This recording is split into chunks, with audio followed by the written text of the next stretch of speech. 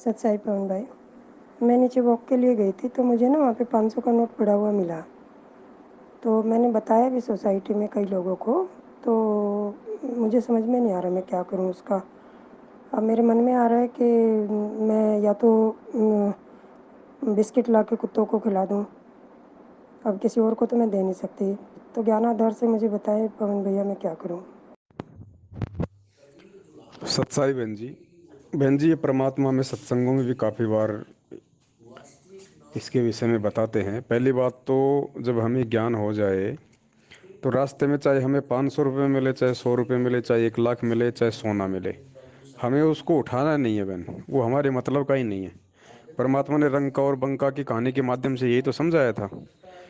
जब वो जा रहे थे, वो इतने गरीब थे, जंगल से लकड़ियाँ तोड़ तोड़ के लाते थे, अपना गुजारा करते थे।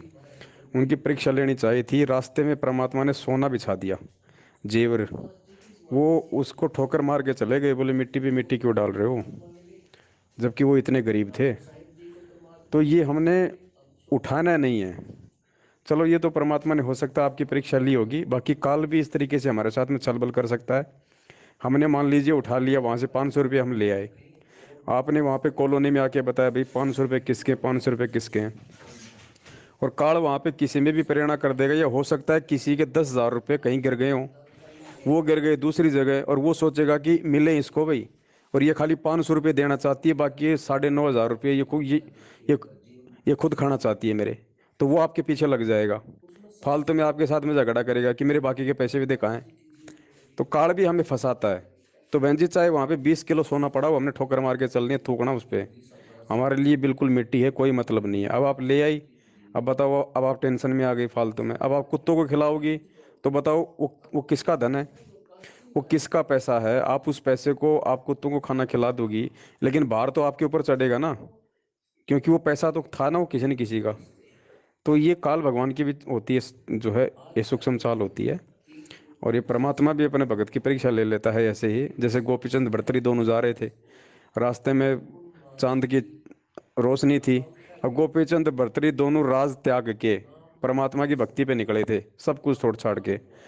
और रात को जा रहे थे, चांद की चानना था, वहाँ पे किसी ने पान खा के थूक रखा था। अब वो जो गोपीचंद था वो पीछे बाथरूम करने लग गया, जो भर्तरी था वो आगे चला गया। तो चांद की रोशनी में गुरुजी ने कहा कि वो जो थूका हुआ था वो ऐसे चमक रहा था जैसे कोई लाल हो। तो उसने तुरंत उसको पकड़ा, पकड़ते ही उसका थूक में हाथ चला गया। इतने में वो पीछे से उसका वो भाई आ गए, बोले क्या हुआ, क्या मिल गया। उसने कहा कि मुझे मेरे कर्म मिल गए। बोले मैंने सोचा ये लाल है, और था ये किसी का थूका हुआ। तो बहन जी ये सारे उदाहरण परमात्मा ने हमें इसीलिए दिए हैं कि चाहे दुनिया का चाहे लाख पड़ा हो रास्ते में, सोना पड़ा हो किसी का, हमने ये भी नहीं सोचना कि इसको कोई और उठा लेगा, उसका मिसयूज कर देगा। वो यूज करे चाहे उसका मिसयूज करे, हमारे सिरदर्दी नहीं है वो, है ना। हमें परमात्मा के अनुसार चलना है।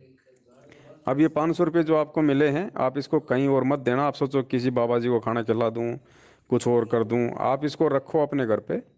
और जब गुरुजी आए तब इसको गुरुजी को ही दान करना, वहीं पे इसका सदुपयोग हो सकता है, इसके अलावा कोई सदुपयोग नहीं है। क्योंकि इस पैसे को हम भी सेवा में नहीं नहीं ले सकते ना, क्योंकि पता नहीं किसका पाप कर्म है।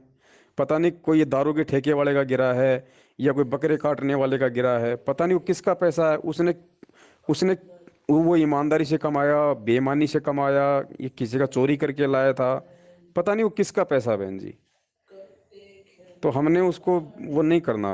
अब आप उसको रखो, जब गुरुजी आए तो गुरुजी को ही देना, तभी इसका सही तरीके से इसका सदुपयोग होगा। और आगे से बहन जी ध्यान रखो, चाहे चाहे 1 क्विंटल सोना पड़ा हो, अपने को उसकी तरफ देखना है नहीं, आगे चल के निकल लो अपना। सत साहिब।